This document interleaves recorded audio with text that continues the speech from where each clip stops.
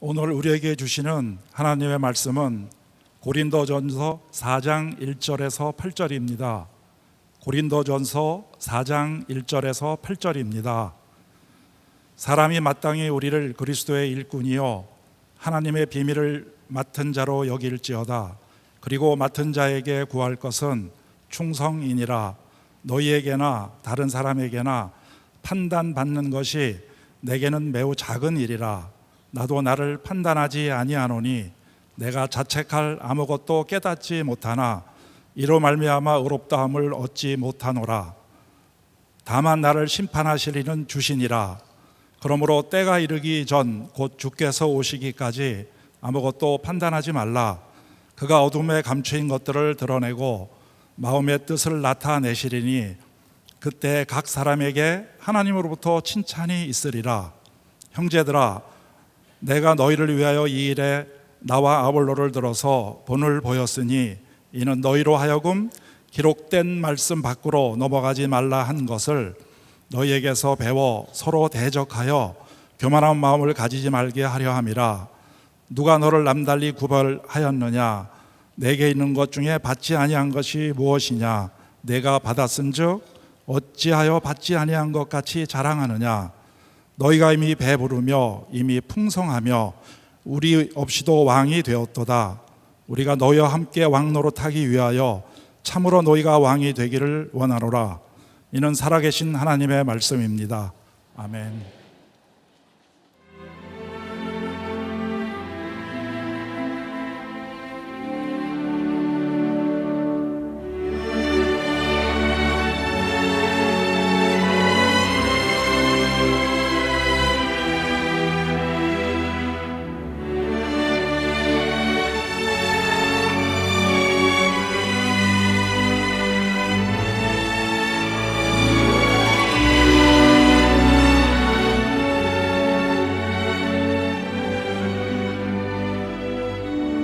계속해서 고린도전서 말씀을 나누고 있습니다. 오늘은 고린도전서 4장 1절부터 8절까지 말씀입니다. 제가 이 부분을 묵상하다가 저에게 떠오른 제목이 공평하지 않다라는 말이었습니다. 우리는 늘 이런 말을 자주 합니다. 사람이 공평해야죠. 일관성이 있어야죠. 맞는 말입니다. 그런데 성경을 통해 보면 예수님께서는 참 여러 부분에서 공평하지도 않고 일관성이 없는 모습을 우리들에게 보여줍니다. 예를 들자면 예수님께서 어느 날 어떻게 하면 구원을 받을 수 있느냐고 찾아온 부자 청년 관원에게 이렇게 말을 하시죠. 내 소유를 다 팔아서 가난한 자들에게 나누어 주고 나를 따를 것입니다. 얼마나 많은 헌신을 요구하는지 몰라요. 예수님께서 십자가에 달리실 때 한쪽 편에 있던 강도가 나를 기억해 주세요 말씀하셨을 때 오늘 내가 나와 함께 낙원에가 있으리라. 그 사람은 아무것도 하지 않습니다. 어떻게 보면 구원을 받는데 공평이라고 하는 것은 존재하지 않는 것 같습니다. 예수님을 찾아온 많은 환자들이 있는데 예수님은 일관성 있게 고쳐주신 것이 아니라 어떤 사람은 고쳐주시기도 하고 어떤 사람은 나음을 받지 못하기도 합니다.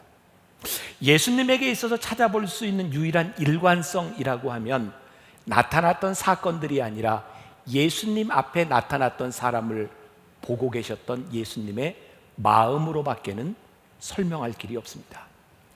예수님 앞에 있었던 사람을 향한 하나님 아버지의 마음, 그것이 아니고는 예수님이 하셨던 사역들을 설명할 방법이 없는 것 같습니다.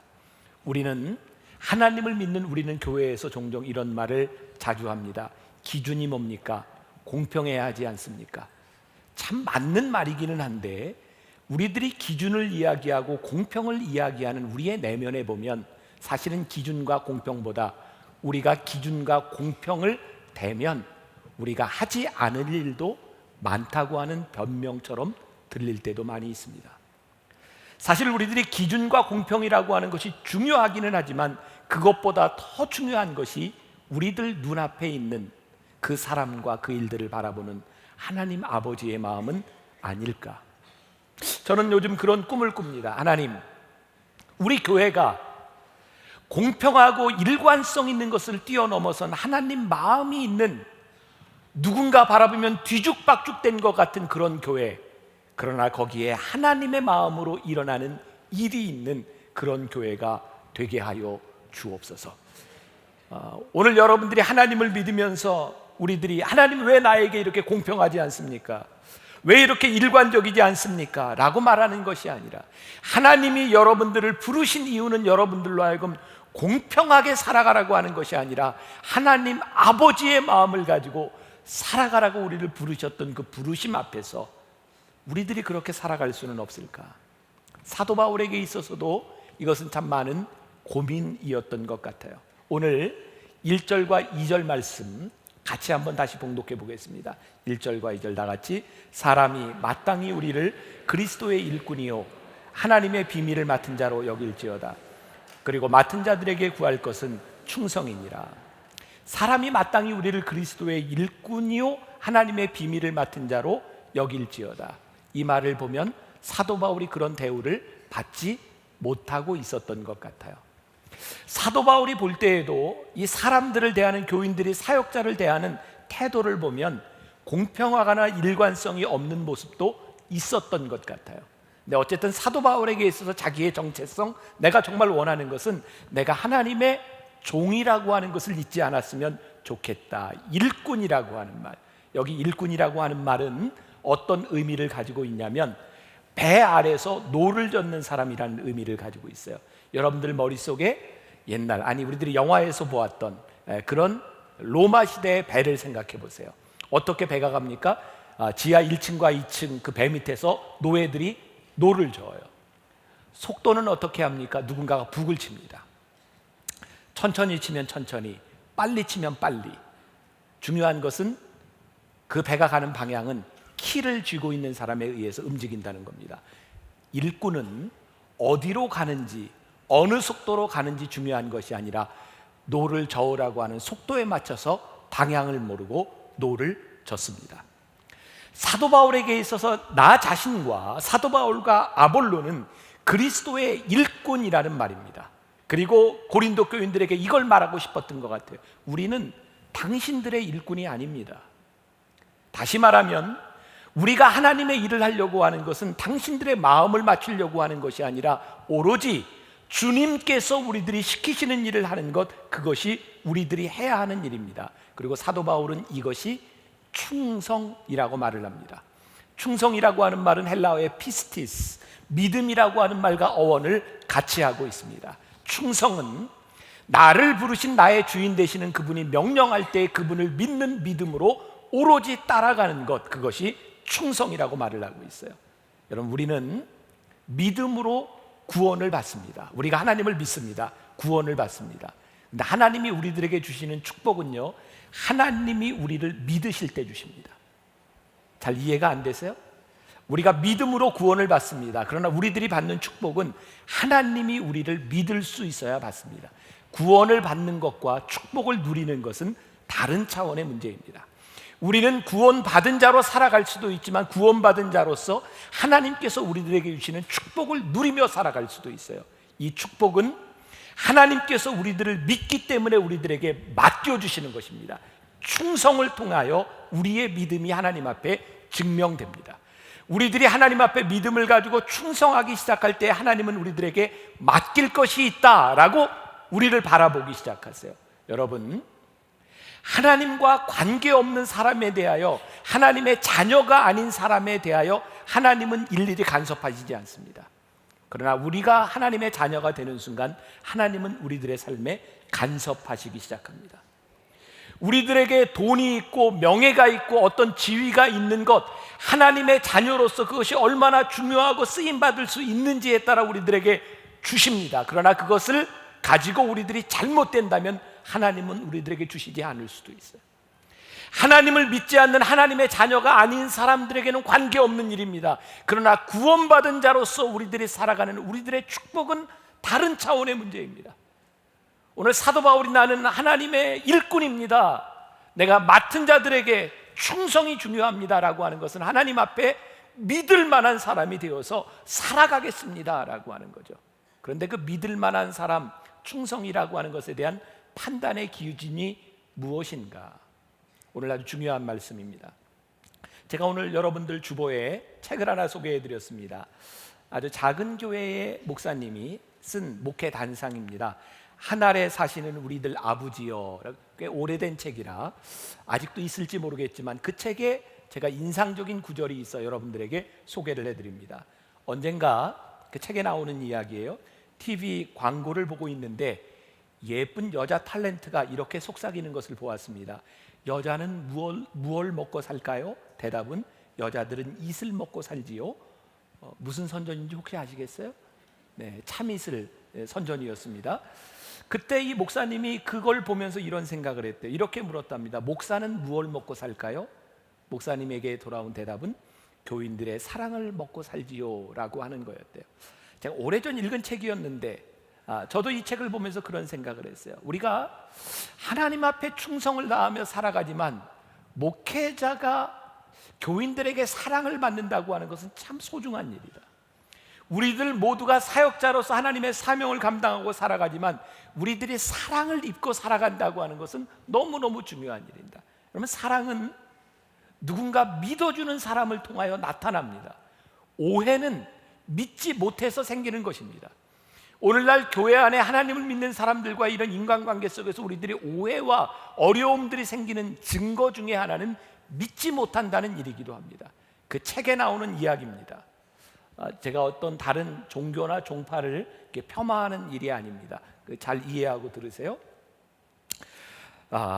강원도에 실제 있었던 어떤 신부님의 이야기입니다. 개신교의 목회자들과는 달리 신부님들은 술과 담배를 자유롭게 합니다. 어느 날 어떤 문제가 있었는데 한 신부님이 원주시에 있는 번화가의 어떤 술집에서 술을 먹고 새벽 시간에 만취한 상태에서 탁자와 의자들을 비롯한 집기들을 부수고 난동을 부렸답니다. 참다 못한 술집의 신고로 경찰들이 도착하기 바로 직전 그 성당에 교우들 몇 명이 현장에 나타났고 지역의 유력한 유지였던 교우가 보상을 하고 절대 소문이 나지 않도록 단도리를 하고 현장을 떠났습니다. 그리고 그날 이후로 이 문제를 삼는 사람은 아무도 없었습니다. 하지만 나중에 상황을 알게 된 신부님은 스스로 사임을 했습니다. 그런데 교인들 중 대표가 찾아와 눈물의 호소를 하게 되었답니다. 신부님은 우리들의 아버지입니다. 실수했다고 해서 아버지를 버리는 자식들이 어디 있습니까? 사임하시려는 그 마음으로 더 독하게 성직의 길을 정진하셔서 자식들을 위해 사랑해 주시고 기도하시는 참 아버지가 되어 주십시오. 저에겐 굉장히 감동적이었습니다. 언제부터인가 우리 교회 안에, 아니면 한국 교회뿐만 아니라 전 교회 안에, 어쩌면 고린도 교회가 안고 있었던 동일한 문제이기도 할 텐데, 하나님을 믿는 공동체 안에서 우리들의 사랑 덮어주고 누군가를 이해하기보다는 언제부터인가 집요하게 잘못을 파고들기 시작했습니다. 누군가의 잘못이 있으면 그것을 드러내야 된다고 생각했습니다. 우리는 늘 이렇게 얘기합니다. 공평과 정의, 불의한 것은 용납이 되지 않습니다. 맞는 말입니다. 그러나 그것보다 더 위대한 것이 있지 않을까? 누군가를 이해하고 믿어준다고 하는 것은 사실보다 더 중요한 일이 아닐까? 제가 지금 하는 이야기가 만일 제가 이렇게 술을 먹고 난동을 부려서 제가 지금 이런 얘기를 한다고 하면 이게 틀릴 것 같아요. 저에게 지금 어떤 문제가 있어서 여러분들에게 이야기한다면 이건 다른 문제이겠지만 고맙게도 아직은 저에게 이런 문제가 없기 때문에 여러분들에게 이야기할 수 있을 것 같아요. 저에게 앞으로 어떤 일이 일어날지 몰라요. 그러나 완전하지 못하기 때문에 우리들에게 일어나는 문제들 가운데서 우리들에게는 정말 이해할 수 있는 마음들이 있을까? 목회자인 제가 교인들을 바라보며 여러분들의 삶에 일어나는 어쩌면 교인답지 못한 행동들, 교인답지 못한 모습들을 바라보며 그 사람을 판단하고 정죄하기보다는 조금 더 이해하고 덮어주고 사랑할 수 있는 마음들이 우리들에게 있을까? 사도 바울에게 있어서 정말 마음 아팠던 것은 고린도 교회에 하나님의 이름으로 불림을 받았던 그 공동체 안에 이해하려고 하는 것보다는 판단들이 그 속에 들어가기 시작했다는 거예요. 3절과 4절 말씀 우리 다시 한번 같이 봉독해 볼까요? 너희에게나 다른 사람들에게나 판단받는 것이 내게는 매우 작은 일이라. 나도 나를 판단하지 아니하노니 내가 자책할 아무것도 깨닫지 못하나 이로 말미암아 의롭다함을 얻지 못하노라. 다만 나를 심판하실 이는 주시니라. 가만히 이 말씀의 속을 들여다보면 사도 바울이 고린도 교인들에게 무언가 판단받고 있었던 것 같아요. 그게 사도 바울에게 참 힘들었던 것 같아요. 여기서 판단이라고 하는 말의 원어의 뜻에 보면 단순히 옳고 그름을 이야기하는 것이 아니라 조사하다, 심판하다라는 뜻을 가지고 있어요. 무슨 일이었는지 모르겠지만 고린도 교인들이 사도 바울을 판단하며 그가 어떤 사람인지를 조사까지 했던 것 같아요. 사도 바울 자신이 자기를 보아도 사역자로서 내가 잘못한 것이 없는데 사람들에게 판단받는 것이 너무너무 마음이 아팠던 거죠. 그러니까 사도 바울은 내가 아무리 생각해도 내가 여러분들에게 판단을 받을 만한 일이 없는 것 같습니다. 그러나 중요한 것은 그렇다 할지라도 나를 심판하시는 이는 하나님이십니다. 사도 바울은 자기가 온전하다고 이야기하지 않습니다. 그러나 사람들에게 심판받는 것에 대한 마음 아픔이 있었어요. 우리가 믿는 것이 있습니다. 우리는 심판을 받게 될 것입니다. 하나님 앞에 서게 될 것입니다. 그러나 믿음의 공동체인 우리들이 하나님 앞에 심판받는 것 이전에 우리가 서로들을 이해하고 용납할 수 있는 그런 마음들을 우리들이 가질 수는 없을까? 누군가 판단의 렌즈를 끼고 그 사람들을 바라보면 그 사람들에게서 많은 잘못들이 보여지고 그것들이 상처로 드러나기 시작합니다. 아주 원론적이고 중요한 것이요, 우리를 판단하실 이는 오직 주님밖에 없습니다. 우리의 기준과 우리의 판단으로 누군가를 바라보지 않았으면 좋겠습니다. 사도 바울에게 있어서 그가 판단받고 조사받는 것들을 이길 수 있었던 아주 중요한 근거가 하나 있는데 그것은 그의 삶의 우선순위에 대한 priority, 우선순위에 대한 문제였어요. 여러분들이 아무리 나를 판단한다고 할지라도 내가 최종적으로 판단받는 분은 하나님이시기 때문에 내가 마음이 힘들지만 제가 그렇게 개의치 않겠습니다. 여러분들이 누구를 판단하는 것도 문제이지만 여러분들이 누군가의 판단에 의해서 좌지우지되는 것도 문제라는 말입니다. 여러분들이 판단하지 말아야 하지만 여러분들이 최종적으로 판단받아야 될 것은 하나님이라고 하는 것을 여러분들이 기억해야 된다고 하는 말씀입니다. 군대를 갔다 온 남자들에게 물어볼게요. 군대 안 갔다 온 여자가 대답해도 괜찮아요. 네. 군대에 가면 제일 힘들게 하는 사람이 한 1년쯤 된 고참일까요? 한 6개월쯤 된 고참일까요? 일주일쯤 된 고참일까요? 여자들이 더 잘하는 것 같아요. 일주일쯤 된 고참이 훨씬 무섭고 힘들게 합니다. 이제 여러분들에게 묻습니다. 군대에 가면 계급에 따라서 상관들이 많습니다. 그러면 일주일 고참, 6개월 고참, 1년 고참, 아니면 소대장, 중대장, 대대장, 연대장, 이렇게 사단장, 명령이 다 틀릴 때는 누구 명령을 따라야 될까요? 네? 일주일 고참? 아니에요. 제일 높은 사람의 명령을 따라야 합니다. 일주일쯤 고참된 사람의 명령을 따르면 편안할지 모르지만 그것은 옳은 일이 아닙니다. 우리들이 올바른 판단을 하기 위해서는 당장 내 앞에 무엇이 편안해의 문제가 아니라 최종적인 명령을 나는 사람이 누구냐를 알아야 올바른 길을 갈 수 있는 겁니다. 여러분, 사도 바울에게 있어서 그의 사역을 붙들어줬던 게 무엇인지 아십니까? 나는 내가 사역하고 있는 사람들에게 내가 잘 보이고 잘 해야 되지만 그것보다 더 중요한 우선순위가 있는데 나는 하나님 앞에서 심판을 받을 것이다 라고 하는 그의 믿음의 고백이었습니다. 여러분, 우리가 신앙생활을 하면서 모든 사람들에게 잘하고 친절해야 되고 또 모든 사람들에게 좋은 판단과 평가를 받아야 하지만 가장 중요한 프라이어리티가 무엇인지를 우리들이 기억해야, 하나님 앞에서 내가 판단받는 이라고 하는 것을 우리들이 기억해야 때때로 사람들의 판단에 좌우되지 아니하고 우리의 아픔, 우리의 상처들을 이길 수 있는 것이 아닐까. 사도 바울은 나는 다른 사람들에게 판단을 받지 아니한다, 나는 그만큼 사역자로서 자신이 있다라고 말을 하지만 나도 나를 판단하지 않는다라고 말을 합니다. 그게 무슨 말일까요? 사도 바울이 자기 자신이 자기를 생각해도 온전하지 않다는 것입니다. 우리들이 하나님 앞에 판단받지 못하는 그 어떤 것도 그것은 불완전하다라고 하는 생각이 우리들 가운데 분명히 있어야 돼요. 저는 요 근래 제가 이렇게 이제 몸이 이제 많이 아픈 시기를 지나면서 참 그런 제가 아프기 때문에 여러 군데도 찾아다니고 한방 양방 다 찾아다니고 뭐 책도 보고 이러면서 참 깨닫게 된 것 여러 가지가 있는데, 그 중에 하나가 저는 이제 그 한의에 가서 체질을 검사한 적이 있어요. 제 체질이 금음 체질이 나왔어요. 금음 체질은 뭐 체질로 아는 분은 뭐 이야기하는데 정말 속된 말로 저주받은 체질. 왜? 금음 체질은 고기를 먹지 말래요. 고기를 좋아하는데 저는 등산을 좋아하는데 등산도 하지 말래요. 저는 운동을 좋아하는데 땀도 많이 내지 말래요. 그게 몸에 해롭답니다. 아무튼 물속에 들어가고 아무튼 고기와 풀을 생선과 풀만 먹고 살라고 하는데 너무너무 힘들어요. 제가 이런 이야기를 했더니 어떤 의사분이 이런 얘기해요. 목사님, 아무리 체질이 그렇게 나와도 몸에 단백질이 있어야 이게 힘이 생기는 거니까 고기를 조금씩이라도 먹어줘야 됩니다. 한의 쪽에서는 먹지 말래요. 그런데 이런 얘기를 하더라고요. 저한테, 목사님 생각해 보세요. 소가 풀만 먹잖아요. 근데 힘 세잖아요. 그러니까 풀만 먹어도 힘쓰는 사람은 다 써요. 그러니까 신경 쓰지 마세요.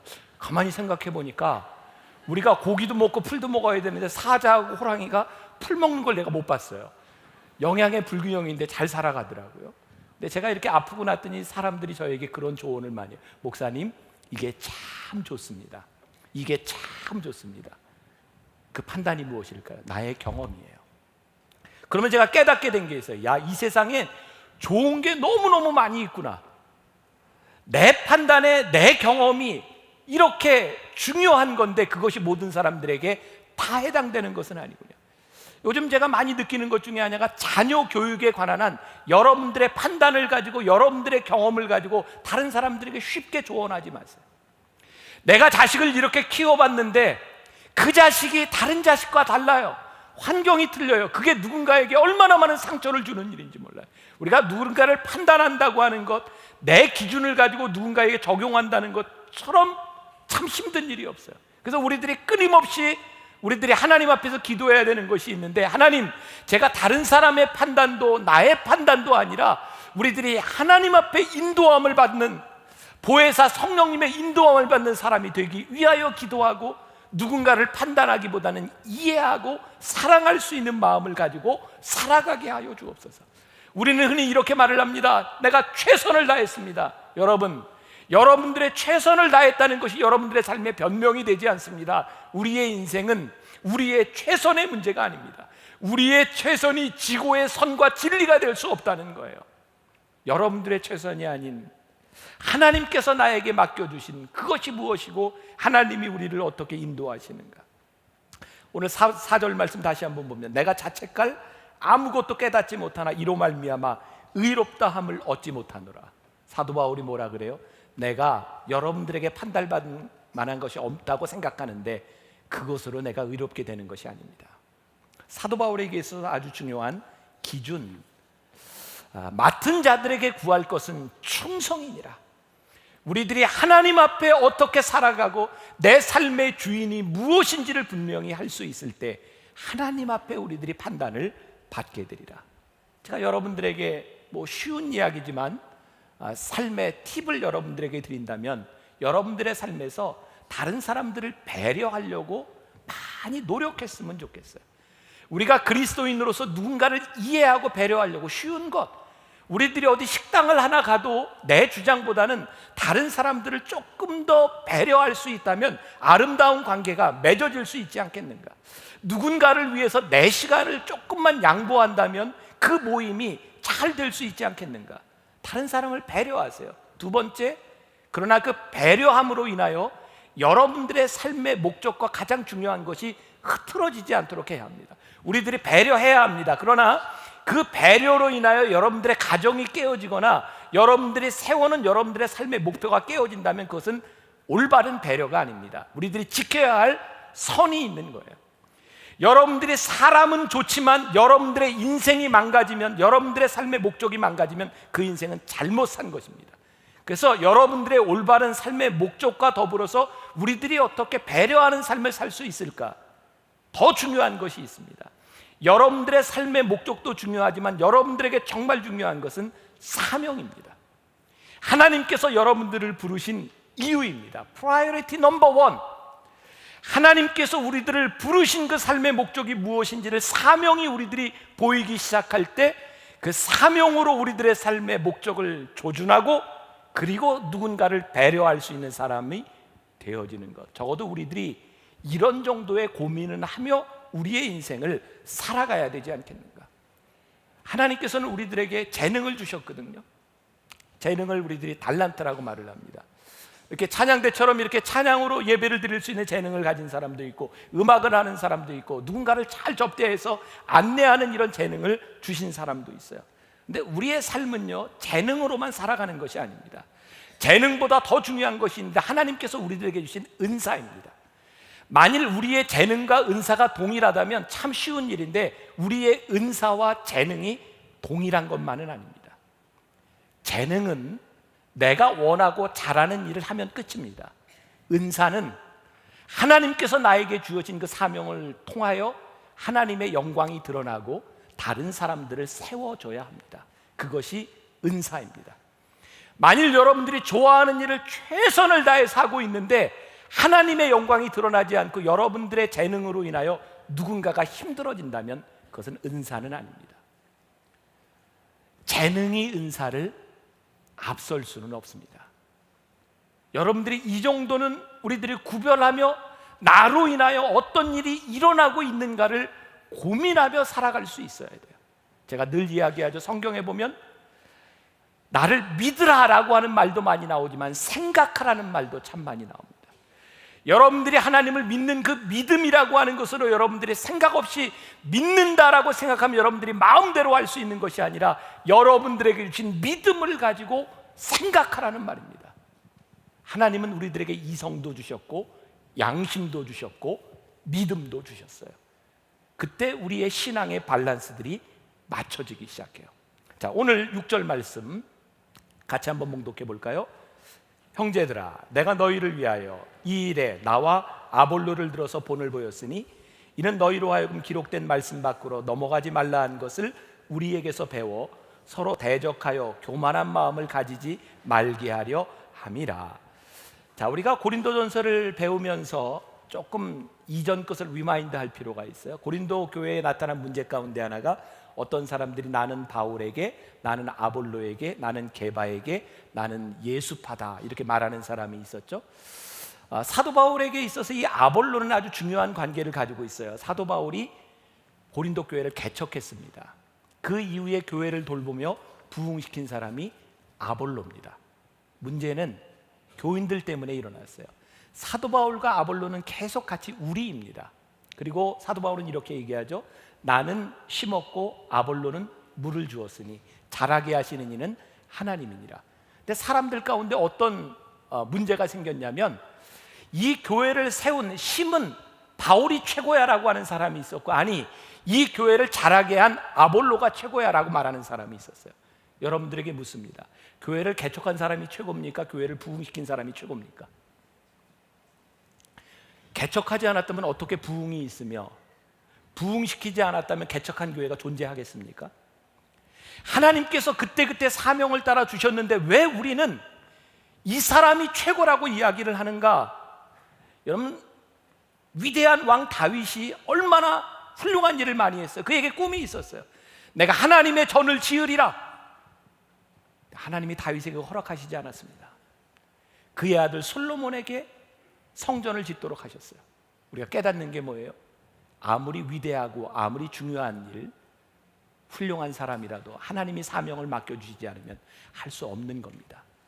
다윗이 할 일이 있고 솔로몬이 할 일이 있고 바울이 할 일이 있고 아볼로가 할 일이 있는 겁니다. 맡은 자들에게 구할 것은 충성이니라.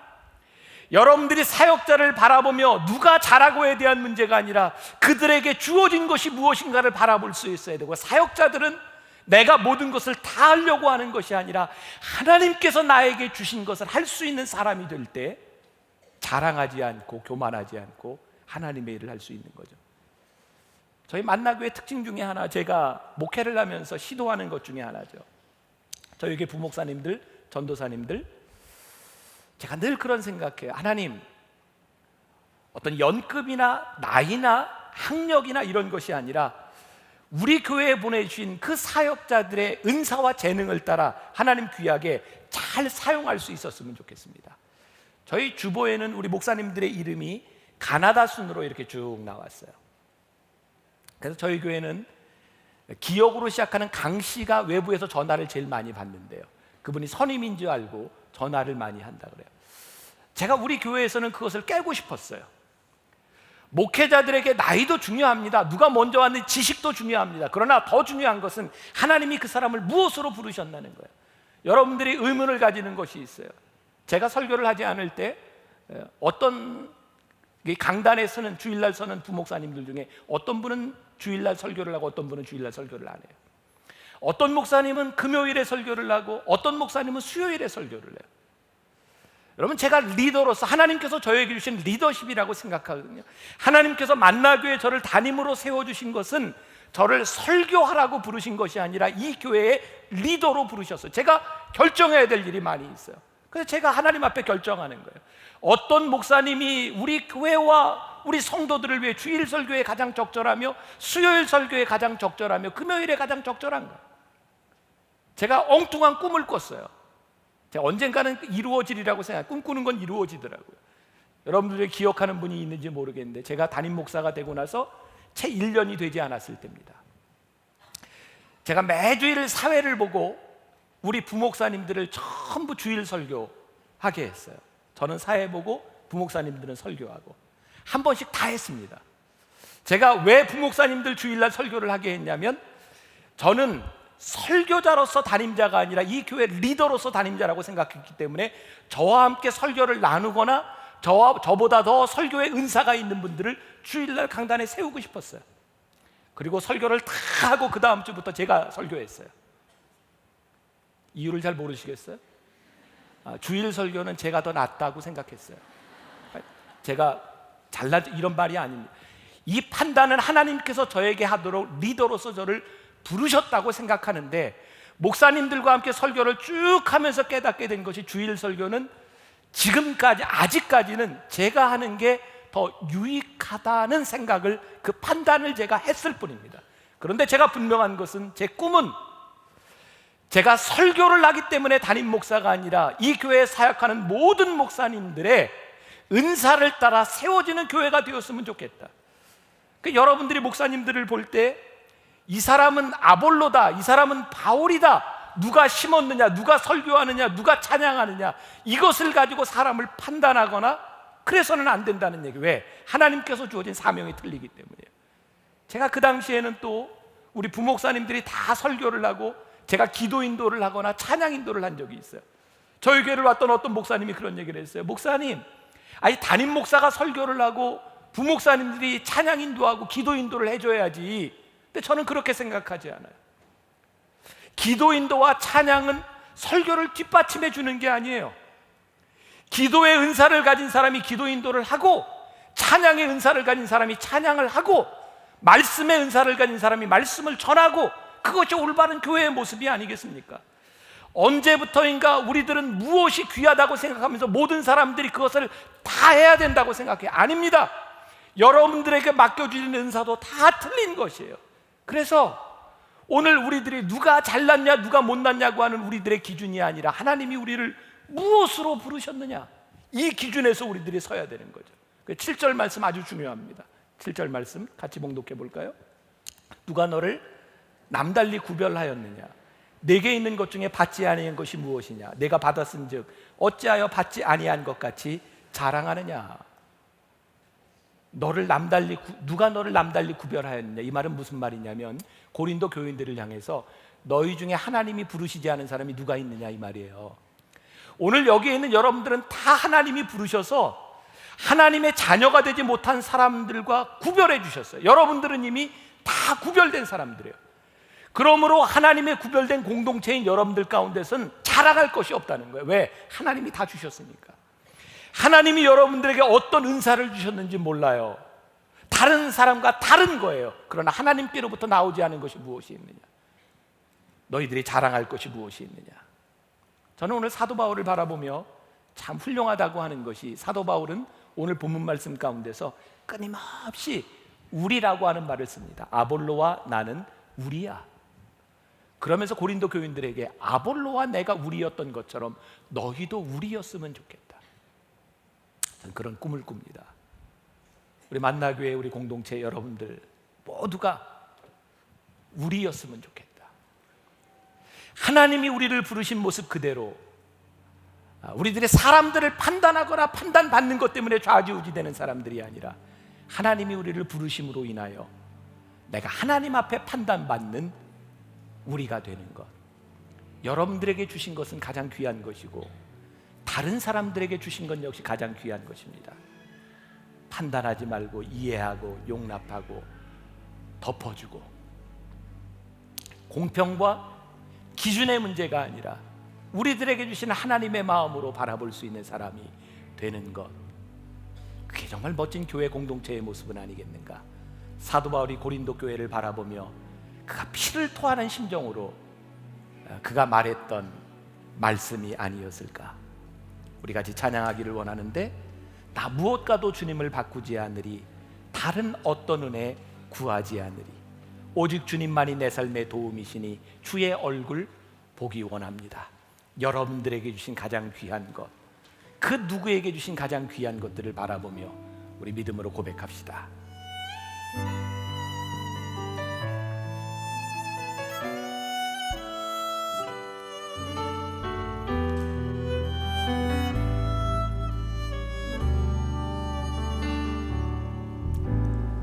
무엇과도 주님을 바꾸지 않으리, 다른 어떤 은혜 구하지 않으리, 오직 주님만이 내 삶의 도움이시니 주의 얼굴 보기 원합니다. 나 무엇과도 주님을, 무엇과도 주님을 바꾸지 않으리, 다른 어떤 은혜 구하지 않으리, 오직 주님만이 내 삶의 도움이시니 주의 얼굴 보기 원합니다. 주님 사랑해요. 봉헌하며 찬양하겠습니다.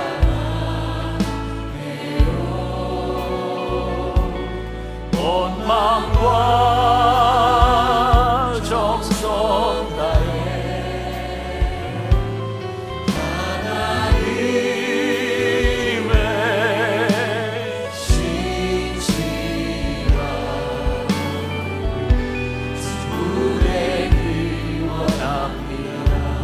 나 무엇과도 주님을 바꾸지 않으리, 나 무엇과도 주님을 바꾸지 않으리, 다른 어떤 은혜 구하지 않으리, 오직 주님만이 내 삶의 도움이시니 주의 얼굴 보기 원합니다.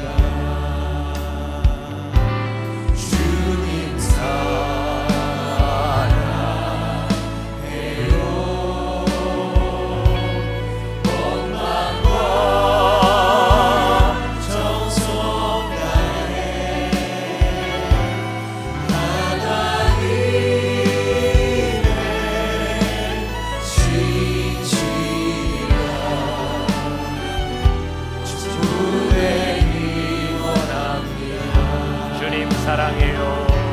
주님 사랑해요.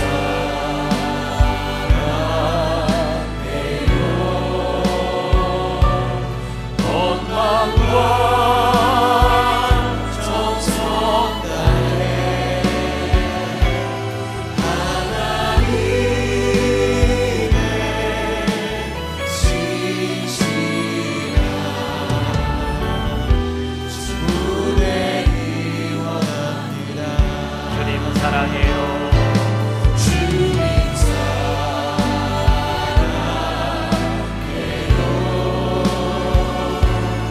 온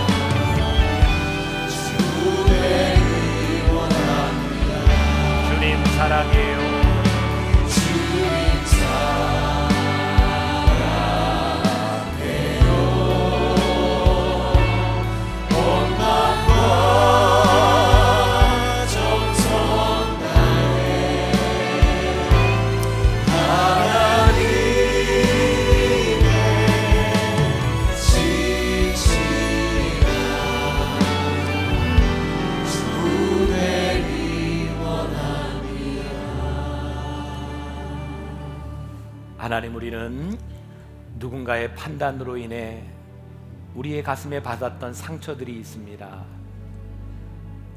또 우리는 누군가를 판단하며 누군가를 아프고 힘들게 했던 적도 있습니다. 늘 우리는 공평함과 기준이 내가 되어 하나님의 마음을 잃었을 때도 참 많이 있었습니다. 오늘 사도 바울을 통해 고린도 교회에 주시는 말씀은 오늘 만나 교회와 한국 교회와 우리들에게 주시는 말씀입니다.